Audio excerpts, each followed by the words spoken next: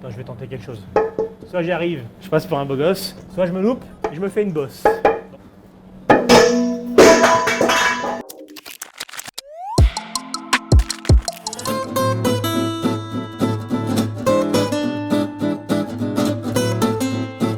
Salut les gars, c'est Merwan. Aujourd'hui, on va faire la recette du chou-dwitch. C'est un chou moitié gourmand, moitié pornographique. Alors pour la pâte à choux, on met à chauffer du lait avec du beurre, un peu de sel, un peu de sucre. Et nous, on met de la gousse de vanille dedans parce que c'est pour faire quelque chose de très gourmand, mais on n'est pas obligé de mettre de la vanille. Donc là, le beurre est fondu, le lait a bouilli, on met la farine.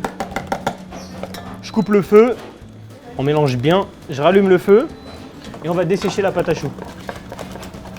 Donc vraiment pour avoir une panade bien sèche, faut pas que la pâte soit trop humide, sinon le chou ne va pas décoller. Donc là, vous voyez, quand ça se décolle des bords de la casserole, c'est que c'est bon.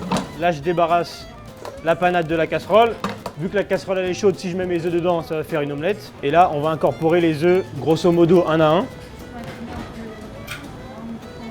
Et là, on va mélanger.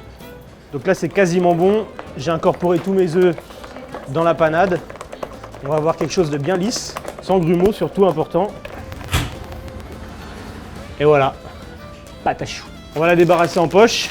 Pour coucher le chou, c'est mieux. Donc on prend une poche avec une grosse douille unie. Donc c'est une douille avec les bords droits, contrairement aux douilles cannelées. Et là on met la pâte à choux dans la poche. Donc on prend une grille ou une plaque avec une feuille de cuisson ou un tapis en silicone et on va venir coucher notre chou. Le mieux c'est de faire la pâte à choux la veille. Comme ça elle a le temps de se refroidir et de figer un peu plus. Là elle est très souple. Il faut vraiment garder la poche droite.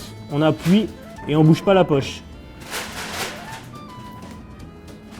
Et là j'arrête d'appuyer et je mets un coup sec. Donc là on a couché nos choux, on va mettre dessus des grains de sucre. Donc toujours vérifier, vu que c'est l'apprenti qui a fait les pesées, toujours vérifier s'il n'a pas mis du gros sel.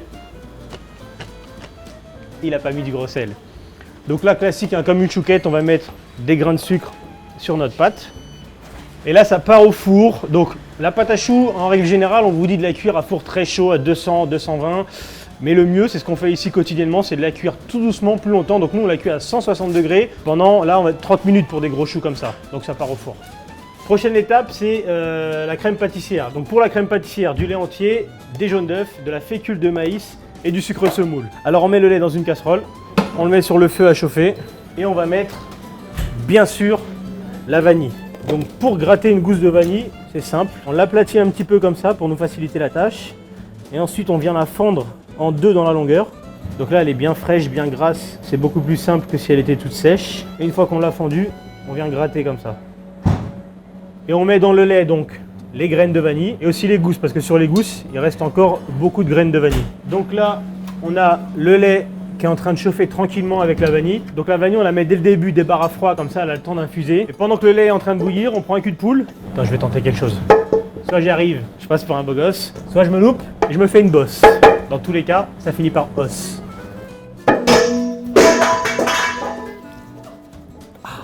Bon bah, tu l'auras compris, hein. Je suis pas passé pour un beau gosse. Aïe aïe aïe aïe. Le lait est en train de bouillir.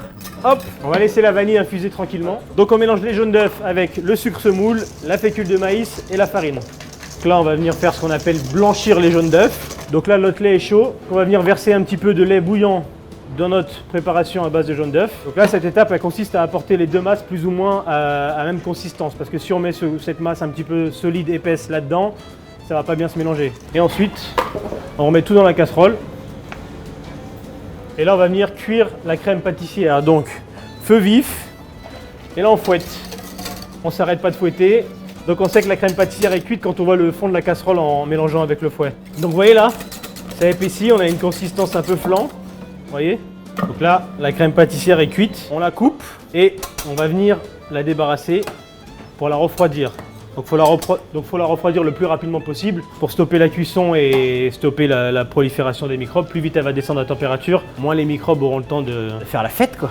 Et on va mettre un film au contact. On met au contact de la crème un film alimentaire ou une feuille de papier cuisson pour éviter que ça croûte en fait au frigo. Et là on va la mettre à refroidir. Donc nous on a une cellule de refroidissement, ça va aller très vite, mais sinon à la maison vous mettez ça au frigo.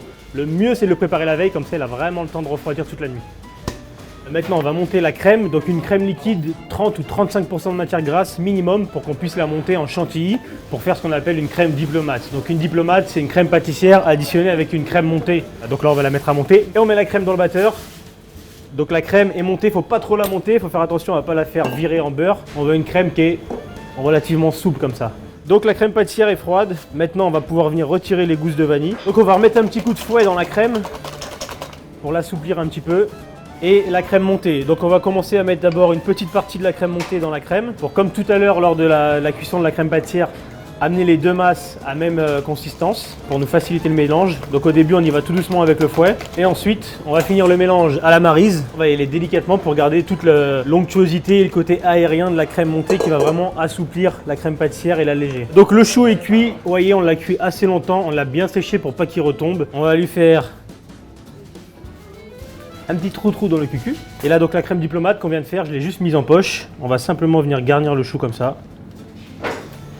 Et on arrête d'appuyer quand ça déborde. Voilà, tant qu'il y a un tout petit peu d'air, on continue, on remplace l'air par de la générosité. On va mettre un petit peu de fond de teint sur ce chou-witch, un petit peu de poudre aux yeux, tac tac tac. Voilà, c'est fini, c'est simple, c'est rapide. Le chou-witch. On coupe, on y va, on attaque. C'est le moment de grossir.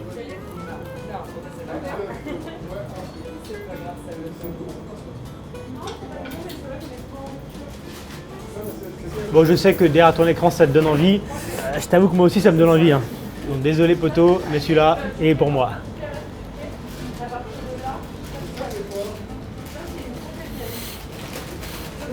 Incroyable.